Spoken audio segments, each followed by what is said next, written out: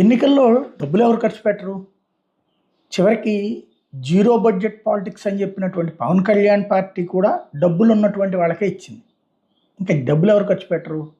కానీ డబ్బులు ఖర్చు పెట్టినప్పుడు మంది రావడం, డబ్బులు ఖర్చు పెట్టకుండా మంది రావడం, ఇది ముఖ్యం.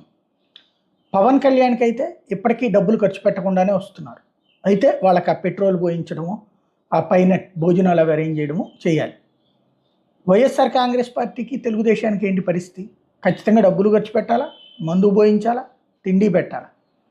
అయితే ఎందుకని తెలుగుదేశం వెనకబడుతోంది వైఎస్ఆర్ కాంగ్రెస్ పార్టీతో పోల్చుకుంటే జన సమీకరణలో అంటే ఎందుకంటే సిద్ధం, మేమంతా సిద్ధం అంటూ వెళ్తున్నటువంటి బస్సు యాత్రకి యాక్చువల్గా నెల్లూరు వరకు ఉంటారు, రాయలసీమ నెల్లూరు వరకు టెంపో నెల్లూరు నుంచినే తగ్గిపోతుందని భావించారు. ఎందుకంటే నెల్లూరులో